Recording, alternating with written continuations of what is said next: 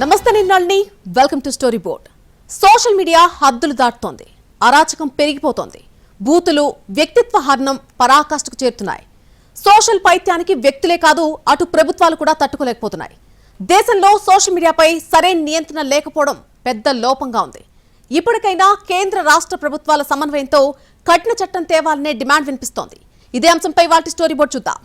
Social media రెండు వైపులా పదునైన కత్తి లాంటిదనే వాదన మొదటి నుంచి ఉంది. అందుకు తగ్గట్టుగానే వ్యక్తులు, సంస్థలు, చివరకు ప్రభుత్వాలు కూడా సోషల్ మీడియా అరాచకానికి తట్టుకోలేకపోతున్నాయి. అందుకే సోషల్ మీడియా నియంత్రణ కోసం కేంద్ర రాష్ట్ర ప్రభుత్వాలు సమన్వయం చేసుకుని దేశవ్యాప్తంగా వర్తించేలా ఒక కఠిన చట్టాన్ని రూపొందించాల్సిన అవసరం చాలా ఉంది. సోషల్ మీడియా శృతి మించిపోతోంది. వ్యక్తులు, సంస్థలు, ఆఖరికి వ్యవస్థల్ని కూడా దాటేసి ప్రభుత్వాలకు తలపోటుగా తయారైంది. ఏకంగా ముఖ్యమంత్రులే రంగంలోకి దిగి సోషల్ మీడియాను అడ్డుపెట్టుకుని అరాచకాలు చేస్తున్న వారికి వార్నింగ్లు ఇవ్వాల్సిన దుస్థితి వచ్చేసింది. అసలు జాతీయ స్థాయిలోనే ఓ సమగ్ర చట్టం అవసరమనే అభిప్రాయాలున్నాయి. కేంద్ర ప్రభుత్వం కూడా ఈ దిశలోనే ఆలోచిస్తోందంటున్నారు. సోషల్ మీడియా నియంత్రణ విషయంలో రాజకీయ పార్టీలు కూడా రెండు నాల్కల ధోరణితో ఉంటున్నాయనే వాదన లేకపోలేదు. ఎందుకంటే మోడీ ప్రధాని కావడానికి, చంద్రబాబు, రేవంత్ ముఖ్యమంత్రులు కావడానికి సోషల్ మీడియాను వినియోగించుకున్నారని, అధికారంలోకి వచ్చాక అదే సోషల్ మీడియాలో విమర్శల్ని సహించలేకపోతున్నారనేది ప్రత్యర్థుల విమర్శ. అదే సమయంలో ఇప్పుడు సోషల్ మీడియాను వెనకేసుకొస్తున్న వారు కూడా రేపు అధికారంలోకి వస్తే చేసే పని అదే అనేది అధికార పార్టీల కౌంటర్. రాజకీయ పార్టీల ఆరోపణలు, ప్రత్యారోపణల్ని కాసేపు పక్కన పెడితే ఇక్కడ సోషల్ మీడియా మొత్తం యూజ్లెస్ అని ఎవరు అనడం లేదు. కొన్నిసార్లు కీలక సమస్యల్ని హైలైట్ చేయడంలో సోషల్ మీడియా కీలక పాత్ర పోషిస్తున్న మాట నిజమే. అందుకని 2-3 మంచి విషయాల్ని దృష్టిలో పెట్టుకుని 95% పైగా విద్వేషాన్ని వెదజల్లుతామంటే సహించాలా అనేది సమాజం అడుగుతున్న ప్రశ్న. సోషల్ మీడియాలో మనము విడుదల చేసేటువంటి కంటెంట్ మీద మనకి స్వీయ నియంత్రణ అనేది చాలా ఇంపార్టెంట్ ఆస్పెక్ట్. ఎందుకంటే మనం పంపించే సందేశం కానీ, మనం షేర్ చేసేటువంటి మెసేజ్ కానీ ప్రజలకి, సమాజానికి ఏ విధంగా ఉపయోగపడుతుంది అనేటువంటి అంశాన్ని గుర్తుంచుకొని ఒక రెస్పాన్సిబుల్ సిటిజన్గా, ఒక రెస్పాన్సిబుల్ లీడర్గా వ్యవహరిస్తే అది సమాజానికి మేలు చేసినట్టు అవుతుంది. భావ వ్యక్తీకరణకు ప్రధానంగా వార్తాపత్రికలకు, టీవీ ఛానళ్లకు మాత్రమే పరిమితమైన సమాజంలో సోషల్ మీడియా ప్రయాణం 1990ల చివర్లో ప్రారంభమైంది. 2004లో ఫేస్బుక్, 2006లో ట్విట్టర్ సామాజిక మాధ్యమాల్లో విప్లవాత్మక మార్పులకు నాంది పలికాయి. భారతదేశంలో జియో డేటా విప్లవంతో సోషల్ మీడియా గ్రామీణ ప్రాంతాలకు చాలా వేగంగా చేరుకుంది. ప్రస్తుతానికి సుమారు 62.4 కోట్ల మంది దాకా భారతీయులు దీన్ని వాడుతున్నారు. విద్యార్థుల అభ్యాసానికి మంచి వేదికగా అది మారినా దాని కారణంగా సైబర్ వేధింపులు, మానసిక ఒత్తిడి వంటివి ఎదురవుతున్నాయి. వ్యాపారాలకు మార్కెటింగ్తో పాటు విస్తృతమైన అవకాశాలను సోషల్ మీడియా తెచ్చిపెట్టింది. కానీ నిబంధనల కట్టుబాట్లు లేకపోవడంతో తప్పుడు ప్రకటనలు, మోసాలు వినియోగదారుల నమ్మకాన్ని దెబ్బతీస్తున్నాయి. ఇలాంటి సమస్యలను ఎదుర్కోవడానికి క్రమశిక్షణతో పాటు గట్టి నియంత్రణ చర్యలు అవసరమన్న అభిప్రాయాలున్నాయి. ఈ మధ్య రాజకీయ పార్టీలు సోషల్ మీడియాను విస్తృతంగా ఉపయోగిస్తున్నాయి. ప్రతి పార్టీ ఒక సోషల్ మీడియా వింగ్ను వినియోగించుకుంటోంది. తమ పార్టీ విధి విధానాలను ప్రచారం చేసుకోవడం వరకైతే పర్వాలేదు, కానీ ఎదుటి పార్టీ వారిని నిందించడానికి, వారిపై బురద జల్లడానికి సోషల్ మీడియాను వేదికగా చేసుకుంటున్నాయి. ఆధారాలు లేని అభియోగాలు మోపుతూ సామాజిక మాధ్యమాల్లో పెడుతున్న పోస్టుల్లో వాస్తవమేదో అవాస్తవమేదో తెలియకుండా ప్రజలను గందరగోళానికి గురిచేస్తున్నాయి. సోషల్ మీడియాపై నియంత్రణ లేకపోవడాన్ని యూజర్లు అడ్వాంటేజ్ తీసుకుంటున్నారు.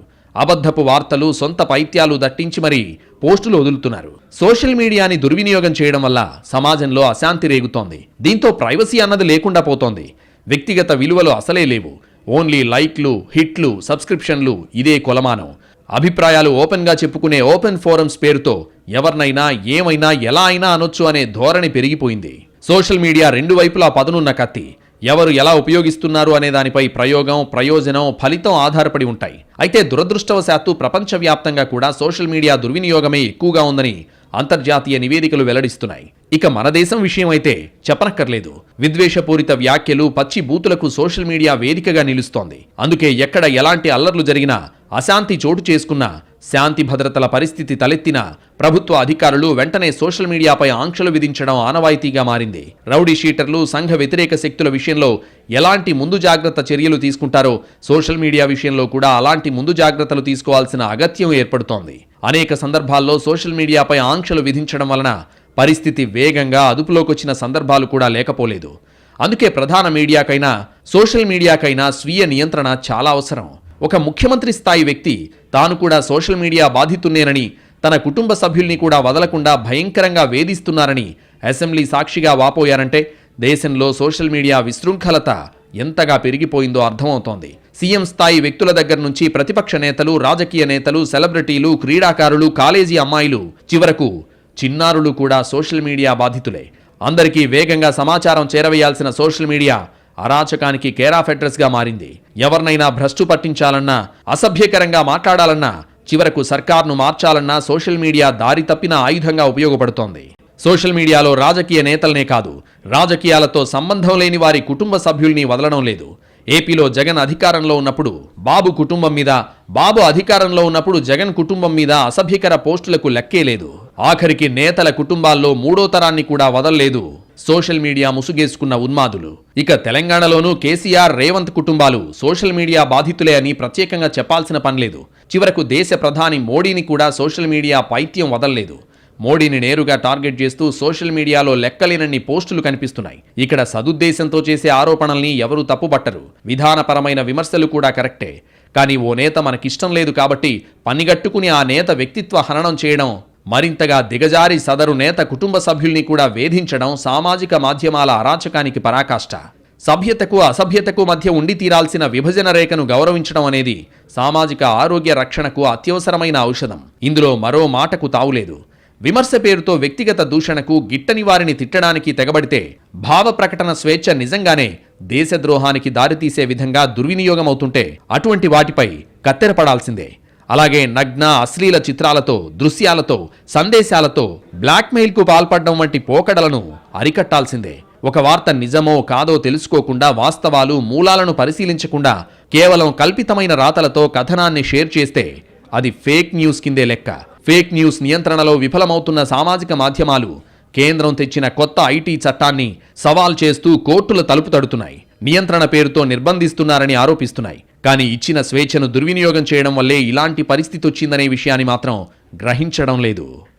దేశంలో సోషల్ మీడియాకు ముక్కుతాడు పడాలని ఎప్పటికప్పుడు డిమాండ్లు వస్తున్నాయి. కానీ కార్యాచరణ విషయంలో మాత్రం అడుగు ముందుకు పడడం లేదు. ఇప్పటికైనా కేంద్ర, రాష్ట్ర ప్రభుత్వాలు సమన్వయం చేసుకుని దేశవ్యాప్తంగా ఒకే చట్టం తీసుకురావాలి. అన్ని సోషల్ మీడియా ప్లాట్ఫామ్స్ కు కూడా మార్గదర్శకాలు రూపొందించాలి. సోషల్ మీడియా మంచి కంటే చెడుకే ఎక్కువగా ఉపయోగపడుతుందనేది ఇటీవలి కాలంలో వెలుగు చూస్తోన్న కఠిన వాస్తవం. నిర్భయంగా, నిష్పక్షపాతంగా, న్యాయానికి అండగా నిలబడుతుందనుకున్న సోషల్ మీడియా ఇప్పుడు కొత్త సమస్యలు సృష్టిస్తోంది. సమాజంలో విపరీత పోకడలకు కారణమవుతూ వ్యవస్థకే పెను సవాళ్లు విసురుతోంది. క్రమంగా సమాజంలో నెలకొన్న అన్ని అవలక్షణాలను వంటబట్టించుకుని వాటికి హైటెక్ పోకడలు జోడించి మరీ ప్రచారం చేస్తున్న తీరు మేధావుల్నే నివ్వెరపోయేలా చేస్తోంది. భారత రాజ్యాంగంలో మీడియా స్వేచ్ఛకు పెద్దపీట వేశారు. సమాజంలో ఫోర్త్ ఎస్టేట్గా గౌరవించారు. కానీ సోషల్ మీడియా వచ్చాక పరిస్థితి మారిపోయింది. నియంత్రణ లేకపోవడంతో విచ్చలవిడితనం పెరిగింది. అసలు న్యూస్ కంటే ఫేక్ న్యూస్ ఎక్కువగా విస్తరిస్తోంది. ఏకంగా దేశ సమైక్యతకు, సమగ్రతకు భంగం కలిగించేలా సోషల్ మీడియా వేదికగా రూపొందిన టూల్ కిట్ కలకలం రేపింది. సోషల్ మీడియా అనేది శక్తివంతమైన ప్రసార మాధ్యమం. ఇందులో ఎలాంటి సందేహం లేదు. సోషల్ మీడియా రెండు వైపులా పదునున్న కత్తి లాంటిది. సరిగ్గా ఉపయోగిస్తే ఖచ్చితంగా సమాజానికి మేలు చేస్తుంది. కానీ దుర్వినియోగం చేస్తే అంతకు 10 రెట్లు సర్వనాశనానికి కారణమవుతుంది. వ్యక్తిగత స్వేచ్ఛకు వేదికలుగా మొదలైన సోషల్ మీడియా సంస్థలు ఇప్పుడు ప్రజాభిప్రాయాన్ని నియంత్రించే వేదికలుగా మారిపోయాయి. సోషల్ మీడియాలో ఎవరినైనా ఏమైనా అనొచ్చా? స్వేచ్ఛ పేరుతో బండబూతులు తిడతారా? ఎవరినైనా అవమానిస్తూ పోస్టింగులు పెడతారా? స్వేచ్ఛ పేరుతో వ్యక్తిగత జీవితాల్ని బజారు పాలు చేస్తారా? సోషల్ మీడియా పిచ్చోడి చేతిలో రాయిలా మారిందా అంటే అవుననే సమాధానమే వస్తోంది. వ్యక్తి స్వేచ్ఛను, వాక్ స్వాతంత్రాన్ని అడ్డం పెట్టుకుని ఎలాంటి అరాచక రాతలైనా రాసేయొచ్చా? ఎదుటివారి ప్రైవేట్ జీవితం, వ్యక్తిగత గౌరవం అక్కర్లేదా? ఈ సోషల్ అరాచకం సమాజంలో వర్గాల మధ్య పోరాటాన్ని ఇంకా పెంచుతోంది. అందరికీ సమాచారాన్ని ఇవ్వడానికి, సమాచార విస్తృతిని పెంచడానికి ఉపయోగపడాల్సిన సోషల్ మీడియా వ్యక్తిగత జీవితాల్ని ఆగం చేయడానికి, రాజకీయ రచ్చకు వేదికగా మారింది. ప్రతి వారికి సోషల్ మీడియా అకౌంట్ ఉండడం స్టేటస్ సింబల్గా మారిపోయింది. గతంలో నిరక్షరాస్యుల్ని ఎలా చూసేవారో ఇప్పుడు సోషల్ మీడియా అకౌంట్ లేదంటే సేమ్ సీన్ రిపీట్ అవుతోంది. ఓ వ్యక్తి సోషల్ మీడియా అకౌంట్ చూసి ఆ వ్యక్తి వ్యక్తిత్వాన్ని, ఆలోచనల్ని అర్థం చేసుకోవచ్చని అగ్రరాజ్యం అమెరికా కూడా ఫిక్స్ అయిపోయింది. అందుకే వీసా దరఖాస్తుదారులకు అమెరికా కీలక సూచనలు చేసింది. ఇక నుంచి తమ దేశ వీసాకు దరఖాస్తు చేసే వారందరూ గత 5 ఏళ్లలో వినియోగించిన అన్ని సోషల్ మీడియా ఖాతాల యూజర్ నేమ్లు లేదా హ్యాండిల్స్ వివరాలను DS-160 ఫామ్లో వెల్లడించాలని స్పష్టం చేసింది. ఈ నిబంధనలను విస్మరిస్తే అప్లికేషన్ తిరస్కరణకు గురయ్యే అవకాశంతో పాటు భవిష్యత్తులో వీసా పొందేందుకు అనర్హులవుతారని హెచ్చరించింది. తమ జాతీయ భద్రత దృష్ట్యా ఈ నిర్ణయాలు తీసుకుంటున్నట్లు పేర్కొంది. ఇంతటితో ఆగకుండా వీసా వచ్చిన వారివి, గడువు దాటిన వారివి కూడా సోషల్ మీడియా అకౌంట్లు నిరంతర పర్యవేక్షణలోనే ఉంటాయని స్పష్టం చేసింది అమెరికా. సోషల్ మీడియా పేరుతో జరుగుతున్న అరాచకాన్ని గుర్తించి అగ్రరాజ్యం అప్రమత్తమైంది. మన దేశంలో కూడా ఇలాంటి కఠిన నిబంధనలు తీసుకురాకపోతే సోషల్ మీడియాలో మరింత విచ్చలవిడితనం పెరిగిపోయే అవకాశం ఉందనే అభిప్రాయాలు లేకపోలేదు. ఓపెన్గా ఉండాలనే పేరుతో నోటికొచ్చిన బూతులు వ్యక్తిత్వ హననానికి తెగిస్తోంది సోషల్ మీడియా. అలాంటప్పుడు సోషల్ మీడియా అకౌంట్లు ఫోన్ నంబర్తో కాకుండా ఆధార్ అథెంటికేషన్ తప్పనిసరి చేస్తే మరింత ఓపెన్నెస్ వస్తుంది కదా అనే అభిప్రాయాలున్నాయి. కానీ ఇతరులపై సోషల్ విద్వేషాన్ని వ్యాపింపజేసే అరాచకులకు తమ ఐడెంటిటీ విషయానికి వచ్చేసరికి వ్యక్తిగత గోప్యత గుర్తుకు రావడమే పెద్ద చోద్యం. తమ ఐడెంటిటీ రివీల్ అయితే నోటికొచ్చినట్లు మాట్లాడడం కుదరదు కాబట్టి అసలు ఐడెంటిటీ రివీల్ కాదనే ధీమాతోనే అవతలి వారిని తిట్టడానికే సోషల్ మీడియా అకౌంట్లు ఓపెన్ చేస్తున్నారు చాలామంది. ఇలాంటి శాడిస్టిక్ మెంటాలిటీ ఉన్నవారే అంతర్గత ఫ్రస్ట్రేషన్కు అరాచకాన్ని దట్టించి సోషల్ మీడియాలో వదులుతున్నారు. ఐడెంటిటీ తెలియదు కాబట్టి నరమానవుడెవడు తమను పట్టుకోలేరనే ధీమాతో పేట్రేగిపోతున్నారు. సామాజిక మాధ్యమాలపై అవగాహన లేని వారిని ఇంటర్నెట్ నిరక్షరాస్యులుగా సమాజం చూస్తోంది. ప్రస్తుతం రోజులో 30% సమయాన్ని యువత సామాజిక మాధ్యమాల్లోనే గడుపుతున్నారు. ప్రతి 3 భారతీయుల్లో 2 తాము ఆన్లైన్ అలవాటు పడినట్లు చెప్పారు. సర్వేలో పాల్గొన్న వారిలో 84% మంది కోవిడ్ వేళ రోజులో 4 గంటల సమయం స్మార్ట్ ఫోన్లో వినోదం, సామాజిక మాధ్యమాలను ఆస్వాదించినట్లు పేర్కొన్నారు. స్మార్ట్ ఫోన్ల వినియోగం ఎన్నడూ లేనంతగా పెరిగినట్లు అంగీకరించారు. దీనివల్ల శారీరక, మానసిక ఆరోగ్యంపై ప్రతికూల ప్రభావం చూపినట్లు 55% మంది ఆందోళన వెలిబుచ్చారు. సోషల్ మీడియాలో వాడే భాష ప్రమాణాలు కూడా ఎప్పుడో దిగజారాయి. సభ్య సమాజం అసహించుకునే పదాలు వాడితేనే మంచి క్రేజ్ వస్తుందనే ట్రెండ్ నడుస్తోంది. వ్యక్తిని, సంస్థను, రాష్ట్రాన్ని, దేశాన్ని ఎవరిని ఉద్దేశించి ఏం రాసినా, ఏం చెప్పినా అందులో తిట్లు, అసభ్య పదజాలం లేకుండా కంటెంట్ ఉండడం లేదు. పెట్టే థంబ్నెయిల్ దగ్గర నుంచి లోపల మ్యాటర్ వరకు ఏది చూసినా అన్ని బూతులే ఉంటున్నాయి. సమాచారం ఒక్క లైన్ ఉంటే 10 లైన్లు తిట్లు, దూషణలతో నింపేసి అదే కంటెంట్ జనం మీదకు వదులుతున్నారు. ఏమైనా అంటే భావ ప్రకటన స్వేచ్ఛ పేరుతో ఎదురుదాడి చేస్తున్నారు. పైగా బురద జల్లడమే మా పని, కడుక్కోవడం మీ కర్మ అంటూ మాట్లాడుతున్నారు. అందుకే ఇప్పటికైనా సోషల్ మీడియాను నియంత్రిస్తూ దేశం మొత్తానికి వర్తించేలా ఓ చట్టం రావాలి. ఆ చట్టంలో సోషల్ మీడియాకు కఠిన మార్గదర్శకాలుండాలి. వాడే భాష, పదజాలం, పెట్టే కంటెంట్ విషయంలో పరిమితులుండాలి. రుజువుల్లేని వార్తల్ని, హద్దుమీరిన మాటల్ని అడ్డుకట్టవేసేలా కఠిన చట్టం రూపొందించాలి. సోషల్ మీడియాకు ఖచ్చితంగా స్వీయ నియంత్రణ ఉండాల్సిందే. అది లేకుండా తెగబడితే కఠిన చట్టంతో అయినా నియంత్రించాలి. లేకపోతే సోషల్ అరాచకానికి అడ్డు అదుపు ఉండదు. ఇప్పటికైనా సోషల్ మీడియా విషయంలో కేంద్రం చొరవ తీసుకోవాలి. కఠిన చట్టం తేవాలి. వ్యక్తిత్వ హననం, వ్యక్తిత్వ దూషణలు, అసభ్య పోస్టులకు ఎలాంటి శిక్షలు ఉంటాయో వివరంగా పొందుపరచాలి. గీత దాటితే ఎవరిపై అయినా యాక్షన్ తీసుకోవాలి. ఇతరం ఏమిటంటే పశ్చిమ దేశాల్లో ఈ స్థాయిలో సోషల్ మీడియా దుర్వినియోగం జరగడం లేదు. సోషల్ మీడియా వినియోగంలోనూ ఎక్కువ గంటలు ఎంగేజ్ కావడంలో ఏటా కొత్త రికార్డులు బద్దలు కొడుతున్న మనం దుర్వినియోగంలోనూ అంతే స్థాయిలో దూసుకుపోతున్నాం.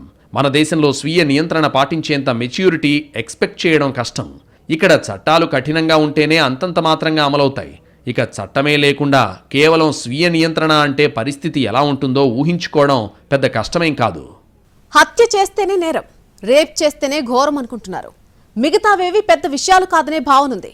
కానీ ఆధునిక ప్రజాస్వామ్యంలో బూతులు, వ్యక్తిత్వ హననం కూడా పెద్ద నేరమే అనే సంగతి అందరికీ తెలిసి రావాలి. మొదట సోషల్ మీడియా అకౌంట్ల ఐడెంటిటీ రివీల్ అయ్యేలా నిబంధనలు తెస్తే అప్పుడు ఎవ్వరికీ ఎప్పటికీ దొరికిపోయేది లేదు అనే సోషల్ మీడియా అరాచకుల నమ్మకం అడుగంటిపోతుంది. సోషల్ మీడియా అనకొండ కంటే డేంజర్. వాటి బారిన పడని వారు ఇప్పటి వరకు లేరు. ప్రతి ఒక్కరూ ఏదో సందర్భంలో ఇబ్బంది పడి ఉంటారు. అయితే వ్యక్తిగత వినియోగం దారి తప్పినప్పుడు, దాని దుష్ఫలితాలు అనుభవించినప్పుడు స్వీయ నియంత్రణ ఎంత అవసరమో సోషల్ మీడియా వినియోగదారులకు తెలుస్తుంది. కానీ ఈ సోషల్ మీడియా ఇతరులకు ఆయుధం అయినప్పుడే అసలు సమస్య వస్తోంది. ఓ టీవీ ఛానల్ పెట్టాలంటే ఎన్నో అనుమతులు కావాలి. కానీ ఓ యూట్యూబ్ ఛానల్ పెట్టాలంటే జీమెయిల్ అకౌంట్ క్రియేట్ చేస్తే చాలు. ఏదైనా ప్రసారం చేయొచ్చు, ఏదైనా పోస్ట్ చేయొచ్చు. ఈ స్వేచ్ఛను దుర్వినియోగం చేస్తూ మెజారిటీ యూట్యూబ్ ఛానళ్లు బరితెగిస్తున్నాయి. ఓపెన్గా మాట్లాడుతున్నామనే పేరుతో బండబూతులు తిడుతున్నారు. వ్యక్తిత్వ హననానికి వెనకాడడం లేదు.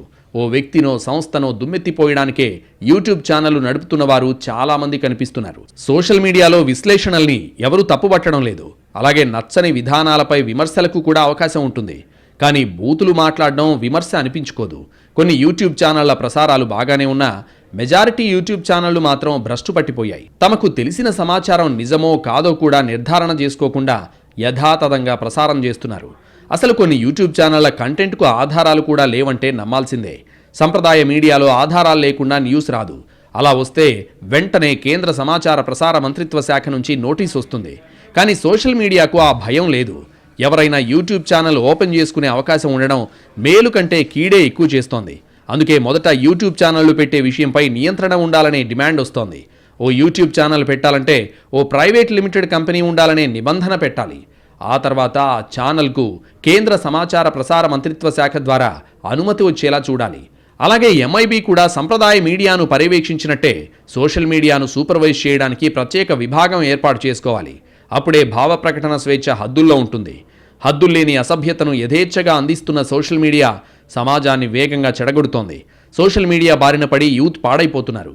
ఎక్కువ గంటలు సోషల్ మీడియాకు ఎంగేజ్ అయ్యే వాళ్ల ప్రవర్తనలో విపరీతమైన తేడాలొస్తున్నాయని అధ్యయనాలు చెబుతున్నాయి. ప్రస్తుతం పిల్లల నుంచి పెద్దల వరకు అందరూ డిజిటల్ ప్లాట్ఫామ్కి అలవాటైపోయారు. దాంతో వాళ్ల బిహేవియర్లోనూ మార్పులు కనిపిస్తున్నాయి. సోషల్ మీడియాలో ఎంటర్టైన్మెంట్తో పాటు ఇతర విషయాలు కూడా ఉంటాయి. వాటిలో ఇతరులకు హాని చేసేలా ప్రేరేపించే కంటెంట్ ఉండొచ్చు. అవన్నీ చూస్తున్నప్పుడు మెల్లగా మైండ్ చేంజ్ అవుతూ ఉంటుంది. అది చెడు అని తెలిసినప్పటికీ అవి ఇంట్రెస్టింగ్గా ఉండడంతో కంటిన్యూ చేస్తారు. ఏ డిజిటల్ ప్లాట్ఫామ్ అయినా యూజర్కు నచ్చే కంటెంట్నే రికమెండ్ చేస్తూ ఉంటుంది. అలాంటి వీడియోలే తరచూ కనిపిస్తుంటాయి. అవి చూస్తూ ఓ రకమైన మైకంలో పడిపోతుంటారు. ఉదాహరణకు ఇద్దరు మనుషులు తిట్టుకోవడం, కొట్టుకోవడం వంటి అంశాలతో వీడియో చేసి థంబ్నెయిల్స్లో కూడా అట్రాక్ట్ చేసేలా టైటిల్స్ పెడుతుంటారు. దానికి తగ్గట్టే ఫోటోలు ఎడిట్ చేస్తారు. సాధారణంగా కాసేపు కాలక్షేపానికో కొత్త విషయం తెలుసుకోవడానికో సోషల్ మీడియా ప్లాట్ఫామ్ ఓపెన్ చేస్తారు. అంతే, ఓపెన్ కాగానే రకరకాల కంటెంట్తో ఫోటోలు, వీడియోలు అట్రాక్ట్ చేస్తుంటాయి. దాంతో కొన్నిసార్లు అసలు విషయం మర్చిపోయి కనిపించిన వీడియోలన్నీ చూస్తూ ఎంటర్టైన్ అవుతూ టైం కూడా మర్చిపోతుంటారు. అలాంటి వీడియోలను షేర్ కూడా చేస్తుంటారు. అలా అవి వైరల్ అవుతుంటాయి. అలాంటి కంటెంట్కి బాగా ఇన్ఫ్లుయెన్స్ అవుతున్నారు. ఇప్పుడు సొసైటీలో జరిగే ఎన్నో విషయాలకు సోషల్ మీడియా కూడా ముఖ్య కారణం అవుతోంది. అందులో మంచి చెడు తేడా లేకుండా వైరల్ అవుతోంది. ఒకరు మంచి మెసేజ్ ఇచ్చే వీడియో చేస్తే అది చూసి నలుగురు ఇన్స్పైర్ అవడం మంచి విషయం. అదే ఒక క్రైమ్ని ప్రోత్సహించే వీడియో చూసి దాన్ని ఇన్స్పైర్ అయితే, ముఖ్యంగా యూత్, ఇప్పుడు జరుగుతున్న క్రైమ్స్లో వాళ్లే ఎక్కువ ఉన్నారు. వీళ్ళంతా డిజిటల్ అగ్రెషన్కు గురైన వాళ్ళు. డిజిటల్ ప్లాట్ఫామ్స్లో చూసిన క్రైమ్కి ప్రభావితం అయ్యి అవే ఆలోచనలతో ఉంటారు. అవకాశం రాగానే వాళ్లలో ఉన్న అగ్రెషన్ని బయటకు తీస్తారు. ఇటీవల జరుగుతున్న నేరాలన్నింట్లోనూ సోషల్ మీడియా ఉమ్మడి దోషిగా ఉంటోందని తేలింది.